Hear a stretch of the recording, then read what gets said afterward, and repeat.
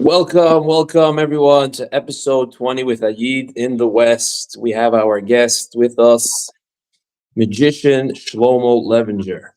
Now, let me make a little introduction. Yep. Usually, Shlomo, we have like a little more Chassidish crowd, so maybe we should. I'll let the audience know a little bit Sure, how I sure. know you and how this interview happened. So, first thing is, I'm sure a lot of you have heard about LinkedIn, and I happen to love that platform.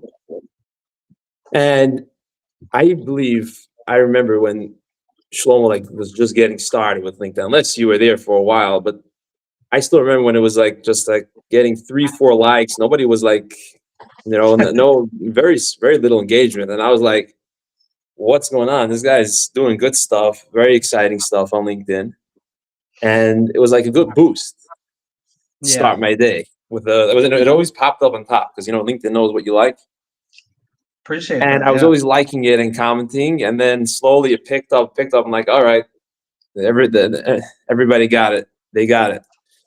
And a lot of times in LinkedIn, we get to know people from LinkedIn, but sometimes they don't know you. And then at one point, somehow you bump into them in real life. That happened to me many times. So that's what happened to us. What happened to us is not too long ago, right before Pesach, I see Shlomo walking in to a restaurant in Phoenix. Now I was like, okay, I know this guy. This is him. But he didn't know me. That's fine. I don't blame him. I'm the one liking his stuff. His stuff are much more interesting. I'm good at see I if I see like names and profiles, I could put it to the profile. But I if I saw someone in real life, I probably wouldn't recognize them. So yeah, Yeah. no. I wasn't no. What do you call it? I wasn't trying to. I wasn't no insult No to you. worries. Yeah. No worries. So yeah, and then here he is coming into La Bella there, and I'm like, wow, I know this guy. I gotta go over with him and have a conversation. First time I'm meeting in person. I love his content. And that's what I did. I went over and I introduced myself. I said, I know you from LinkedIn. And then we got into a little conversation, very little. We touched on the topic of moving out. Now, there's two reasons why what triggered this interview. The first thing is because being that I talk a lot about it online, and a lot of people call me because they know that I'm someone that did the move. So I speak with a lot of people. Now, in general, I would say the common denominator, the reason why people are not doing it, that they say different things, but it's a fear. Yeah. And they're almost saying, which is what I'm hearing, is that they're waiting for that magician to come and do some magic and just bring them over, along with all the comforts, along with the whole infrastructure.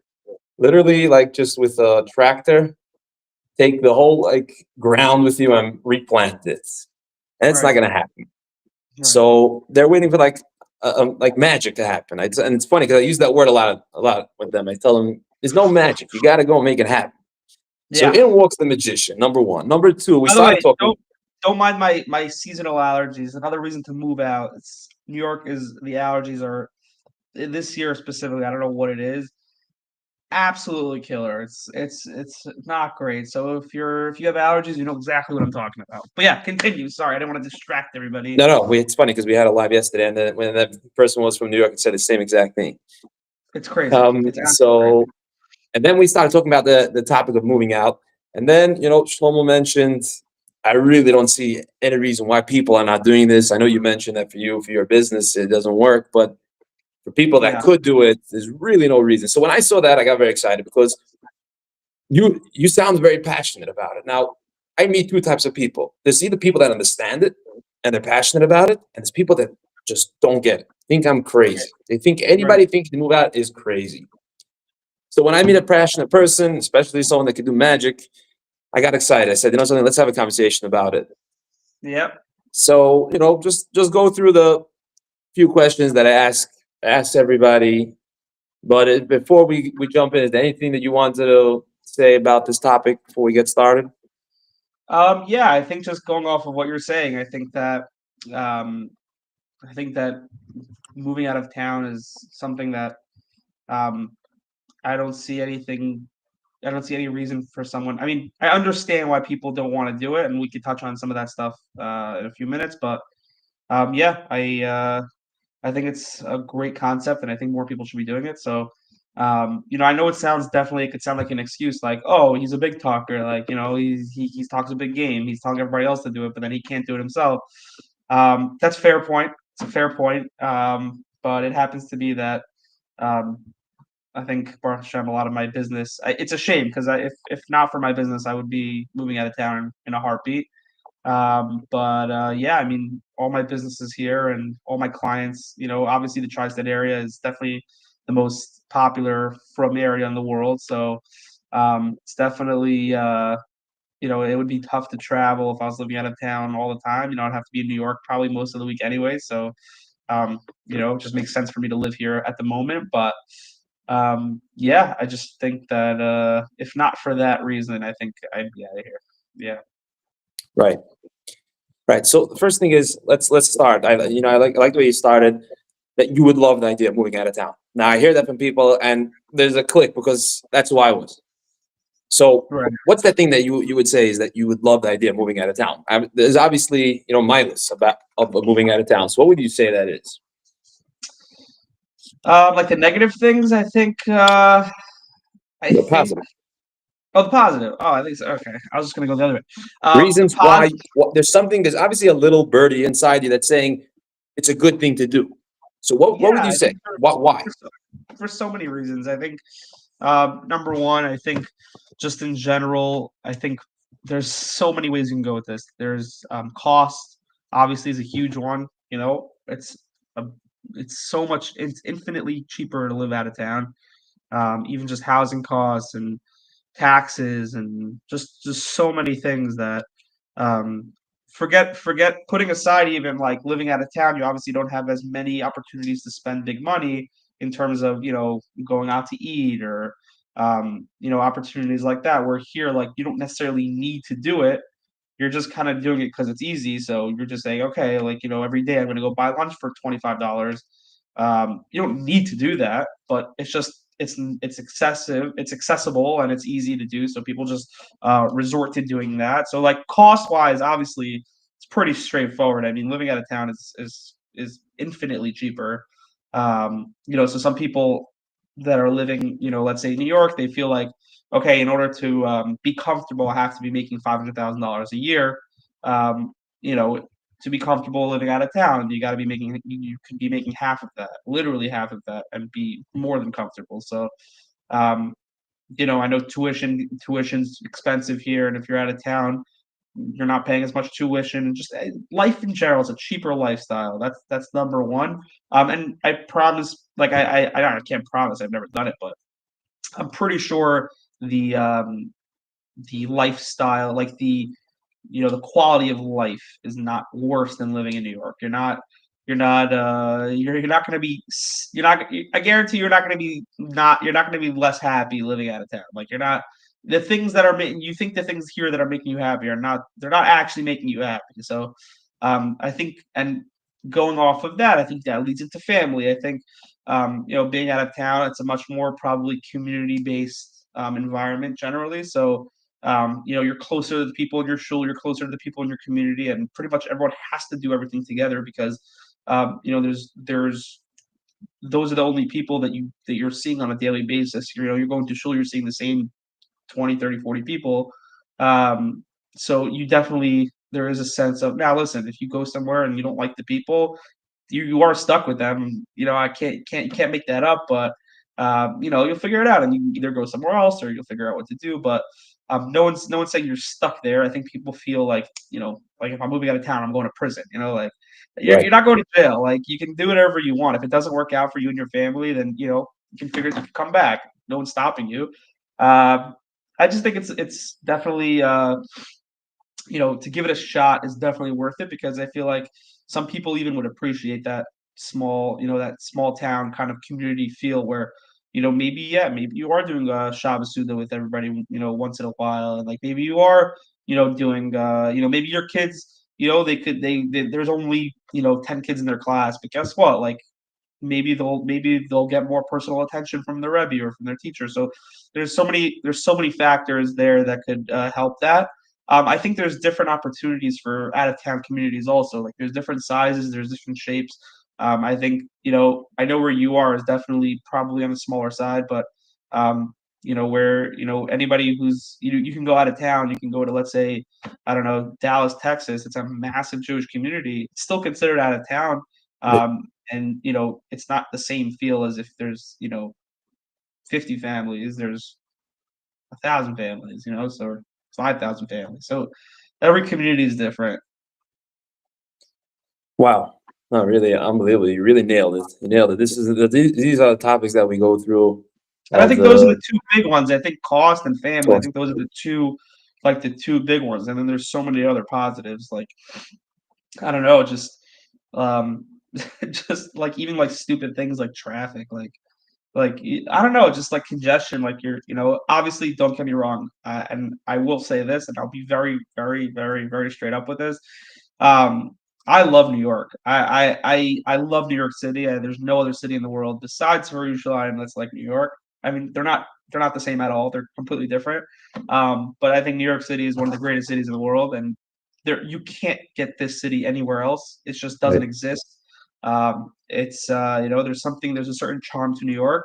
But that being said, if that's not something you feel like makes a difference in your life, it's nice, but it's not more important than your family and the quality of life that you want to live. So, um, yeah, I think that the pros definitely outweigh the cons for sure. Yeah. Yeah. So that's what it is. Definitely there's pros in New York. And question is, for everybody, what does it mean? What does it mean? What are you giving up on? That's number one. And number two, for people to go and make the move, which it's not easy. And I'm with you that definitely is worth a shot, and nothing's wrong if it doesn't work out to come back. But people are very scared to do the move. And from just talking to people and seeing myself, the only people that actually do something are the ones that are fed up. They're so fed up that that's what gets them to just get up and go do something about it. But if Right. you're not fed up, it's very hard to talk to people to try to 100%. do the move. I think the money aspect is a huge boost. Like, if I'm able to live somewhere where I'm happy and pay half the cost of living that I'm doing here, like I don't know why is that so bad. I think that's great. Like obviously and I know that a lot of let's say even the Hasidic community, like like let's say like you're living Bar Park, like everything is so accessible and so easy, and you can walk down the block and buy a Strima. Like I understand that it's like the beauty of that and like the easiness of that, and that yeah, that is something you're giving up on for sure. Um, but at the same time, like you know, you're paying you pay $2 million for your 3 bedroom house, and you can live out of town and buy a 10 bedroom house for the same price, like or a 15 bedroom house for the same price. I don't know. It just doesn't. I'd rather do that than walk down my street and buy a Strymol. I'd rather come back to New York once or twice a year and get the things that I need. I don't. Yeah, 100%. It's a mindset thing because people they think it's easy and they think like, oh, I could just walk down the block and do this or do that or go there and it's easy. I can walk everywhere. I've been down 24/7. I don't have to worry about anything. Um, I think it's just like an anxiety of like, oh no, what if I don't have it? How am I going to survive? Like you just adapt. You just adapt to your surroundings. You won't, right. You're not going to be not as happy because you don't have those things. You just learn to like do it a different way, which is okay. Like there's nothing wrong with that. Wow, you really nailed it. I'm amazed. Like it would sound like you lived out of town already. That's how you have this Yeah, whole I've thing. been. So the thing is, I have been out of town a little bit. I've been in yeshiva out of town, and I've been when I travel for work. I do a lot of gigs in different communities. I'll do different shul dinners or different things in other communities, and I see other places, and um, they're not less happy because they live out in New York. Right, So right. Yeah, that's true. Also about the anxiety. Like people really think that life is coming to an end if you can't walk down the block and have a grocery. It's open Right. 24 hours, or you won't be able to have access to every single, kosher product right at your fingertips. And the truth is, I won't say I was maybe like when I was moving, I was a little bit scared, but I liked the challenge and I liked, being part of building the community. But once that I'm here, I'm ready, I would say 6 months after I moved, you start seeing the beauty.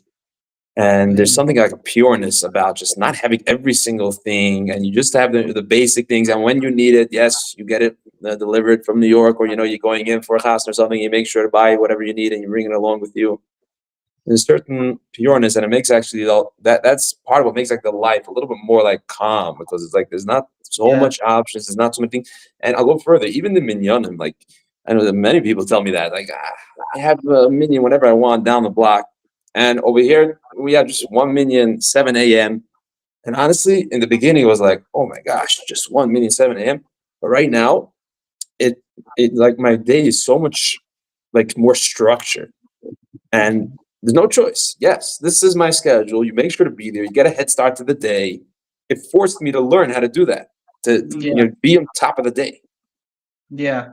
I think that it's funny, people think like, oh, they're gonna have more anxiety when they live out of town, but I think it's the opposite. I think you have less anxiety because everything's Yeah, just so much more relaxed, and you're not 24/7, running around in traffic, yelling this, that. Like, I don't know. I just think the slowness, like the pace, just you're able to, your blood pressure could like go down a little bit. You can take a little deep breath and say, okay, everything is, there's nothing about like, there's no pressure, there's no social pressure, there's no family pressure, there's zero pressure. You're just taking all that pressure and you're saying, I'm leaving it behind and I'm going to live my life and then actually like enjoy and just live in the moment and be able to like focus on, learning and davening in Yiddishkeit and be able to, be on top of, what's going on in my kid's life and with my wife. I could finally not be worrying about what the neighbors are thinking or this person's thinking. I could just live my own personal life with what I want to live. So I think that's kind of like, I think, the main idea, really. beautiful. Yep, Yeah. so true. Real family By the way, love. again, I literally like, I would be living out of town if I didn't, if again, like if I didn't have my business, everything surrounding my business here. It's a shame because like I get the beauty of it. I would want that for my family, and I'm not saying that I would never live out of town. I think that there are closer out of town places for me to be able to possibly live. But yeah, I think it's just I think it's I think it's really it's a beautiful thing. So how can we get you to move out of town?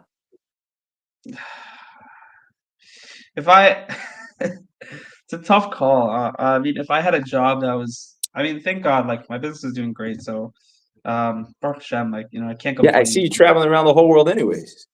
Yeah, but I would say like a good like 80% of my gigs are still local. So, Hmm. you know, if I'm, if that number changes and I'm, more not in New York than in New York, then obviously that could change. But for now, it's kind of the way it has to be, unfortunately. Right, right. Yeah. Yeah, listen, the message from one day, the cholesterol will spread out all across the whole United States, and it won't Yeah. even make a difference. Like we'll be like New York, like, oh, that place, oh yeah, some people living there.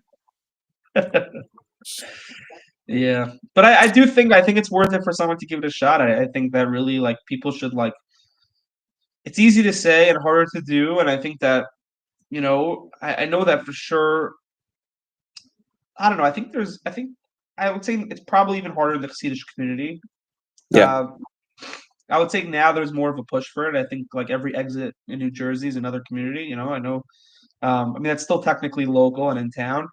right. You can drive to Lakewood in 30 minutes and get whatever you need or whatever it is. But at the same time, I think that, really going out of town, really pushing the limit is something that I think, is something nice. I think in the Litvish community, I think there's a little bit less I think there's people do it more. I think it's done more often. Yeah, Um, I know I have friends that, especially like, I learned in Chavetz Chaim for a while, so there's Chavetz Chaim communities everywhere. So I have friends that live in Vegas. I have friends that live in the most random places all over Florida. I have a friend who lives in Orlando. I have friends who literally live all over the place all year round. So I definitely have a little bit more of an understanding of how it works and what people are doing. But um, yeah, I think there are different. I think a lot of people live in Chicago and Cleveland and all these different places. Those are definitely already a little bit more established, bigger communities. But I think a place like where you are in Arizona, I don't know, just there's something every time I go, and I'm there usually twice a year for different work things, but whenever I come to Arizona and I'm in the Scottsdale, Phoenix area, I just look around and I'm this place is so beautiful. Imagine you could live here all year round, and you can. You can. Yep. You absolutely can, which is pretty cool, which is pretty really, really cool. And you know what? And even in Phoenix and Scottsdale, the amount of kosher food that they have there is actually unbelievable. Like the restaurants and the grocery stores, they have. You'd be surprised. You'd be surprised what they actually have. Yeah. It's not bad at all. Like the food there was really good. Yep. Yep. Sorry, I think that's what makes it one of the I'd say the top low key vacation spots. I think for people here because you can go to Arizona and you will have food. You'll have restaurants to go to every night. You Right. won't be Yep. it won't be slow. Wow. I will say this was unbelievable. Where I try to stick to 20 minutes. We're already at 21, so Robert, we'll finish my up. But pleasure. you just the way you said everything, you literally went through everything. You went through the struggles, you went through the pros, you went through encouraging people to do it. It was really amazing. I'm shocked, but like I said before, that it would seem like you live out of town. That's how you really Yeah, have a good I wish deep I could. understanding. I genuinely wish I could. I would. If I One could, I day, would.